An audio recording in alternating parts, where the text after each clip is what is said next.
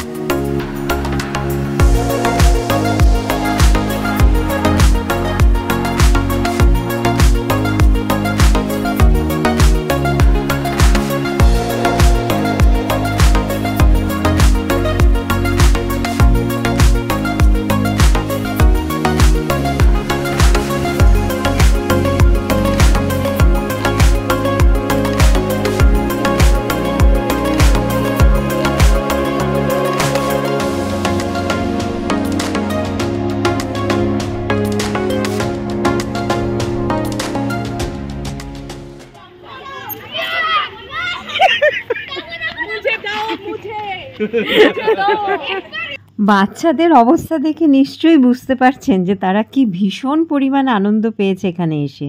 ঘরে লাগেজ রেখে আমরা ঝট করে আবার নিচে নেমে আসলাম। আর এখন আমাদের একটু জলযোগের বন্দোবস্ত রয়েছে।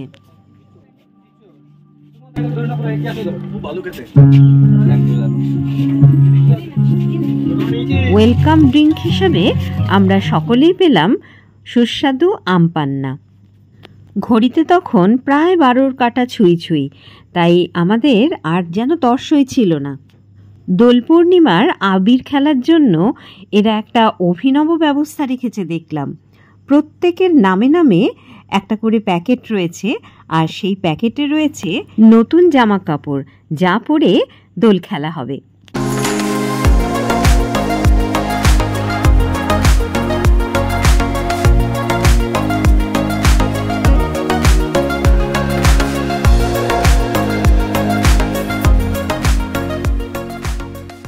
যে যার মতো জামা কাপড় পরে এসে আমরা শুরু করলাম 2025 সালের দোল উৎসব। আকাশে তখন প্রচণ্ড রোদ, সেসব উপেক্ষা করে ছোট বড় আমরা সবাই মেতে উঠলাম নাচ গান আর রঙের উৎসবে। শরবতের অঢেল ব্যবস্থা ছিল, তাই যে যখন ক্লান্ত হয়ে পড়ছে তখনই গিয়ে দইয়ের ঘোল অথবা আমপান্না খেয়ে আসছিল। এই সময় আমরা ভীষণ মজা করছিলাম, বিশেষ করে গান বাজনাগুলো এত আনন্দদায়ক হচ্ছিল ছোট বড় সকলের জন্য। কিন্তু দুঃখের বিষয়, এগুলো সবই কপিরাইট স্ট্রাইক চলে আসবে, তাই ইচ্ছা থাকলেও কথা গান কিছুই আপনাদের সঙ্গে শেয়ার করা গেল না।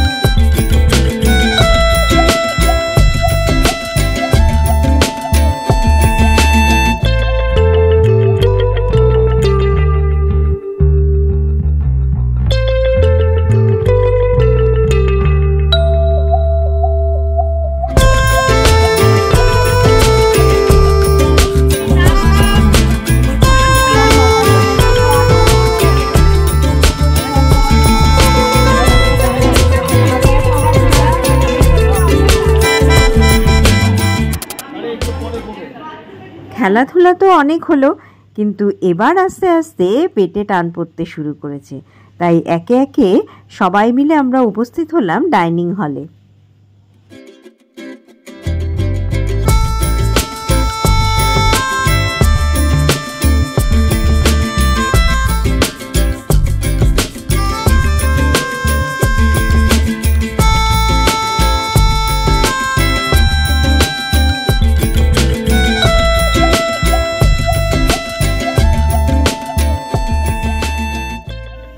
এই পর্যন্ত যারা ভিডিওটির সঙ্গে রয়েছেন তারা জানাবেন দিনের গল্প কেমন লাগলো। আর এখন শুরু করি রাতের গল্প। দোল পূর্ণিমার বিশাল গোল চাঁদ ছিল আকাশে। সাঁওতালি নৃত্যশিল্পীরা তাদের নাচ শেষ করলো, আর তারপর আমাদের প্রিয় সহকর্মী চৈতালি আর তার 25 বছরের বিশ্বস্ত সঙ্গী পরিমল বিশ্বাসের বিবাহ বার্ষিকী উদযাপিত হলো। খুব ধুমধাম করেই ব্যাপারটা ঘটল। উপহার আর ভালোবাসা দিয়ে এই দিনটা স্মরণীয় করে তোলার চেষ্টার ত্রুটি ছিল না কারোর।